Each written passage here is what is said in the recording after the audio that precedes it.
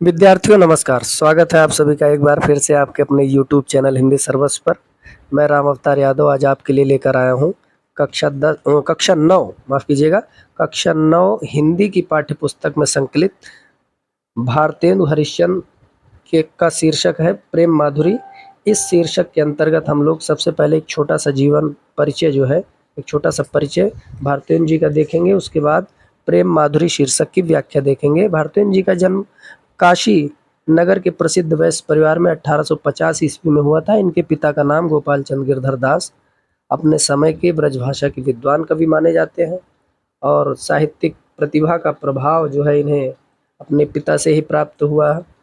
भारतेंदु जी शिशुकाल से ही साहित्यिक प्रतिभा के धनी रहे हैं और इन्होंने बचपन में 5 वर्ष की अवस्था में ही अपने पिता को एक दोहा स्वरचित सुनाया और सुकवि होने का आशीर्वाद प्राप्त किया। बहुत कम समय में इनके माता पिता का देहांत हो गया और विभिन्न प्रकार की जो है कष्टों से इन्हें पड़ा और घर पर ही इन्होंने संस्कृत, अंग्रेजी, बांग्ला, गुजराती आदि भाषाओं का गहन अध्ययन किया और बहुत ज़्यादा समय तक इनका भी जीवन नहीं रहा। हिंदी साहित्य का ये महान प्रतिभावान कवि महज 35 वर्ष की अवस्था में 1885 ईस्वी में इस संसार से विदा लेकर दूसरे संसार को चला गया। ज़्यादा समय न लेते हुए चलते हैं हम लोग शीर्षक की तरफ, जो कि हमारा है प्रेम माधुरी। सबसे पहले मैं आपको बता दूं, इस शीर्षक का जो प्रसंग है, इस पूरे शीर्षक में भारतेंदु जी ने गोपियों की मनोदशा का वर्णन किया है। जो गोपियाँ भगवान श्री कृष्ण के वियोग में व्याकुल हैं, उनकी मनोदशाओं का वर्णन किया है और प्रारंभ के 2 पदों में गोपियों के ही माध्यम से वो ऋतुओं का वर्णन कर रहे हैं। सबसे पहले वर्षा ऋतु का वर्णन किया है और यहाँ जो मनोदशाएं हैं वो गोपियों की हैं और क्या कह रही हैं, कूके लगी कोयले कदम्बन पे बैठ फेर, धोए धोए पात हिल हिल सर से लगे, बोले लगे दादुर मयूर लगे नाचे फेर, देख के संजोगी जन हिये हर से लगे, हरि भई भूमि सीरी पवन चलन लागी, लखी हरिचंद फेर प्राण तरसे लगे, फेर झूम झूम वर्षा की ऋतु आई फेर, बादर निगोरे झुक झुक बरसे लगे। कह रहे हैं ये गोपियों की मनोदशाएं हैं और वो वर्षा ऋतु का वर्णन इसी मनोदशाओं के माध्यम से करती हुई कह रही हैं। कूके लगी कोयले कदम्बन पे बैठ फेर, वर्षा ऋतु के आने पर कोयले कदम्ब के वृक्ष पर बैठ करके फिर से कूकने लगी हैं और धोए धोए पात हिल हिल सरसे लगे और वर्षा के जल से धुले हुए वृक्षों के पत्ते वायु में सरसराने लगे हैं। बोले लगे दादुर मयूर लगे नाचे फिर। कह रहे हैं कि वर्षा ऋतु के आने पर दादुर अर्थात मेढक बोलने लगे हैं और मयूर फिर से नाचने लगे हैं। इस दृश्य को देख करके संयोगी जन इस दृश्य को देख करके जो प्रेमी लोग हैं, संयोगी लोग हैं, वो हिये हर्षे लगे, वो अपने हृदय में प्रसन्न होने लगे हैं या उनका हृदय हर्षित होने लगा है। फिर आगे कह रहे हैं कि हरि भई भूमि सीरी पवन चलन लागी। कह रहे हैं कि हरि भई भूमि, वर्षा ऋतु में भूमि हरी हो गई है और शीतल पवन चलने लगी है। लखी हरिचंद फेर प्राण तरसे लगे और ऐसी स्थिति को देख करके हरिचंद जी कहते हैं कि ऐसी स्थिति को देख करके हमारे प्राण श्री कृष्ण से मिलने के लिए तरसने लगे हैं। फिर कह रहे हैं कि फेर झूम झूम वर्षा की ऋतु आई फेर। कह रही हैं कि झूमते हुए बादलों के साथ वर्षा की ऋतु फिर आ गई है और बादर निगोरे झुक झुक बरसे लगे। और ये निगोरे अर्थात दुष्ट, ये राजस्थानी भाषा का शब्द है निगोरे, दुष्ट बादल झुक झुक के फिर से वर्षा करने लगे हैं। तो इस प्रकार पहले पद का हम लोग जो है काव्यगत सौंदर्य देख लेते हैं। कवि ने इस पद में वर्षा के मनोहारी दृश्य का चित्रण किया है। भाषा में सरसता भी है, प्रवाह भी है, ब्रज भाषा है, शैली वर्णात्मक है, शब्द चित्रात्मक है। अलंकार की अगर बात करें तो अनुप्रास अलंकार है और फेर फेर में पुनरुक्ति प्रकाश अलंकार है। अब हम लोग चलेंगे अगले दोहे पर, अगले पद पे, माफ कीजिएगा। जिये पे जो होए अधिकार तो विचार कीजिए, लोक लाज भलो बुरो निर्धारिये, नैन श्रोण कर पग सबय परबस भय, उतय चली जात इन्हें कैसे के संहारिये, हरिचंद भई सब भांति सो पराई हम, इन्हें ज्ञान कह कहो कैसे के निवारिये, मन में रहे जो ताहि दीजे बिसारी, मन आपे बसे जामे ताहि कैसे के बिसारिये।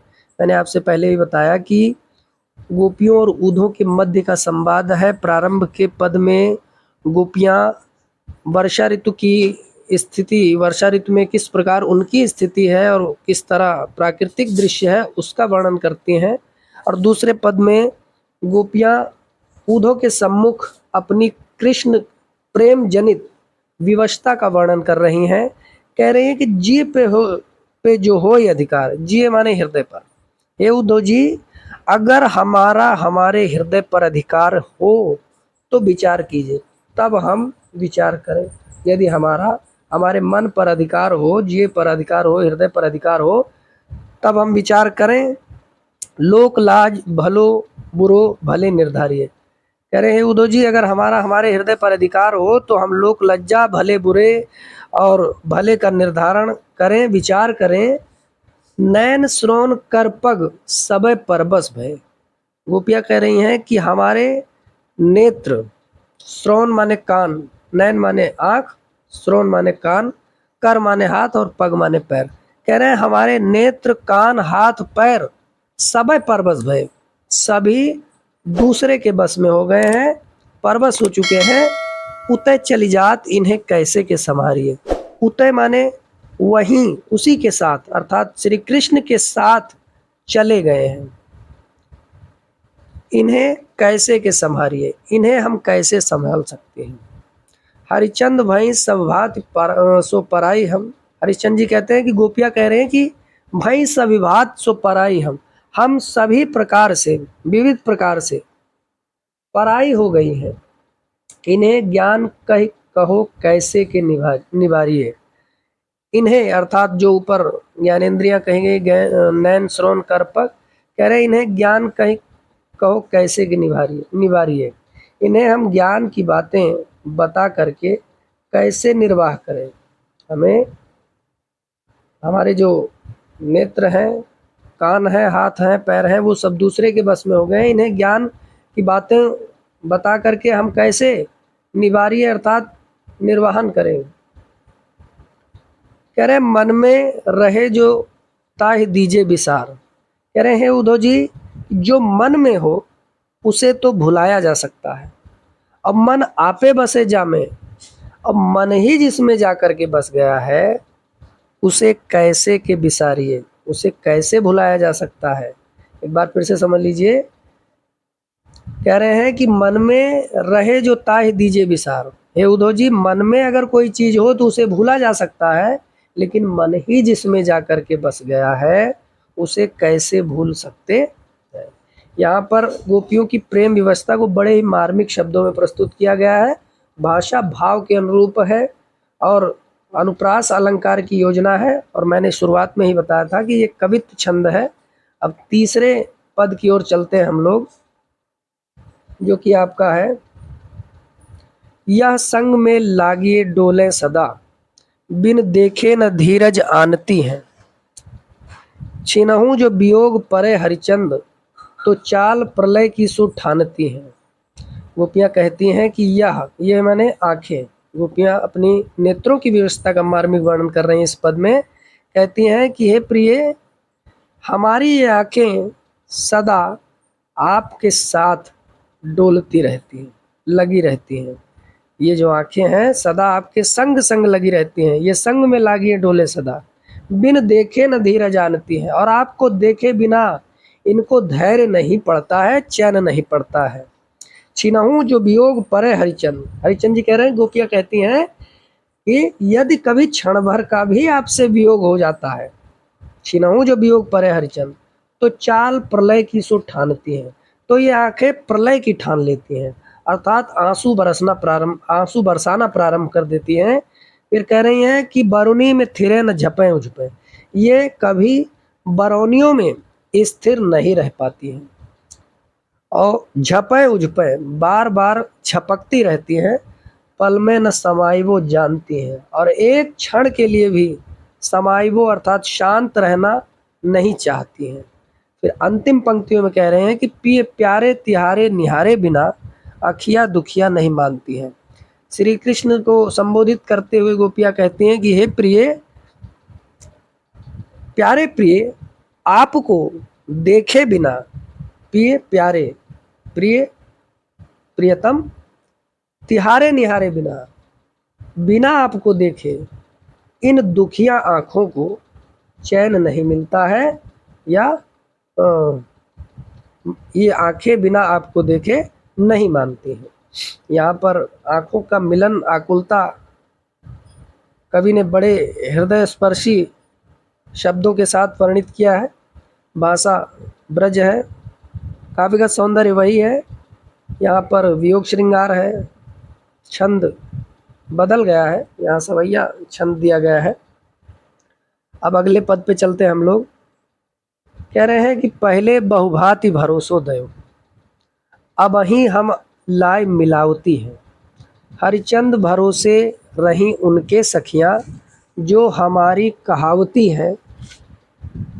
फिर कह रहे हैं कि पहले तो अब वही जुदा हो रही हमसो, उल्टो मिलके समझावती हैं। पहले तो लगाए कि आग अरी, जल को अब आप ही धावती हैं। यहाँ पर जो है इस सवैये में श्री कृष्ण के वियोग में व्याकुल एक गोपी अपनी सखी के समझाने पर उसे उलाहना सुना रही है, उलाहना दे रही है। गांव देहात में ओरहन हमारे यहाँ कहा जाता है। तो इस पद के अंतर्गत जो सवैया का पद है, इसमें गोपी अपनी ही सखी के समझाने पर उसे उलाहना दे रही है। कह रहे हैं कि पहले बहुभांति भरोसो दो, पहले तो हमें बहुभांति तरह तरह से भरोसा दिलाती थी। पहले हमारी सखियां हमें विविध प्रकार से भरोसा दिलाती थी कि अब ही हम लाज मिलावती हैं, कि अभी हम उन्हें अर्थात श्री कृष्ण को ला करके तुमसे मिला देती हैं। अब फिर आगे क्या कह रहे हैं कि हरिचंद भरोसे रही सखियां उनके, और हम उन्हीं सखियों के भरोसे रह गई जो हमारी कहलाती हैं। जो हमारी सखियां कहलाती हैं, हम उन्हीं के भरोसे रह गई। फिर कह रहे हैं कि अब वही जुदा हो रही हमसो, उल्टो मिलके समझावती हैं। अब वही सखियां जो हमें कभी मिलाने का आश्वासन दिलाती थी, अब वही हमसे जुदा हो रही हैं, वो दूर जाना चाहती हैं, और उल्टो मिलके समझाती हैं। अब वो हमें उल्टा समझा रही हैं, उल्टा बता रही हैं। आगे कह रहे हैं कि पहले तो लगाए कि आग अरी, जल को अब आपो ही धावती है। गोपी कह रही है कि पहले तो हृदय में प्रेम की आग को लगा करके अब उसे बुझाने के लिए आपो ही जल को अब आपो ही धावती है। जल लेने के लिए दौड़ी जाती हैं, अर्थात स्वयं ही जल के लिए दौड़ रही। ये कहाँ का न्याय है? कह रहे हैं पहले तो मेरे हृदय में प्रेम की आग भड़का दी, और अब उसे बुझाने के लिए स्वयं ही जल लेने के लिए दौड़ी जाती है।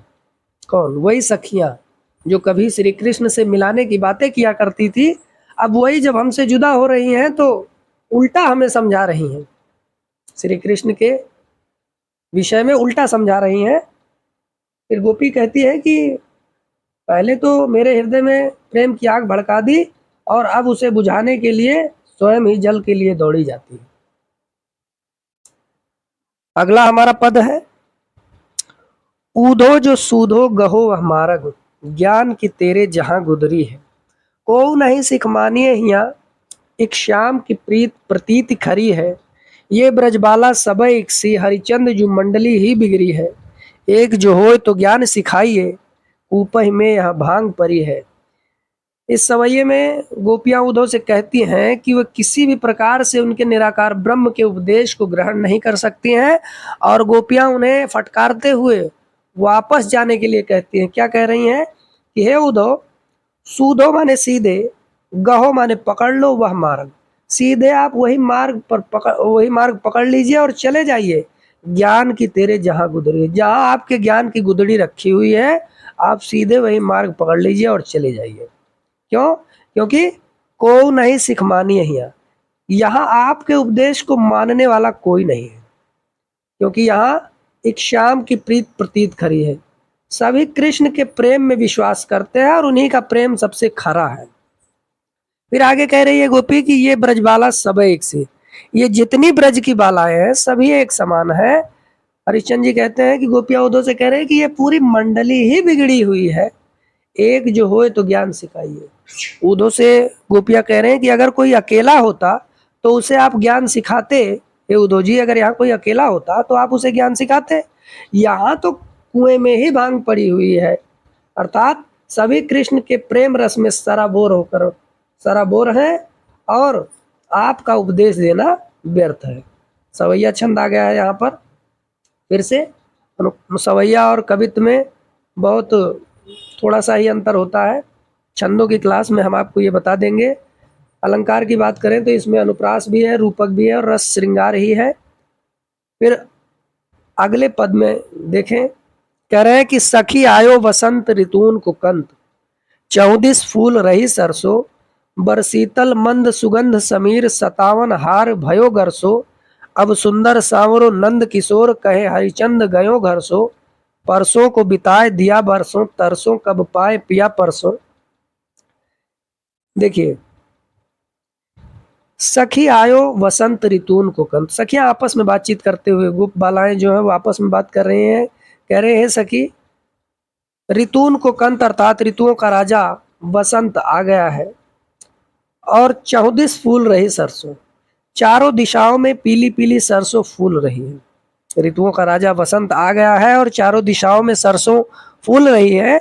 बर शीतल मंद सुगंध समीर, कह रहे शीतल सुगंधित और मंद मंद हवा चल रही है।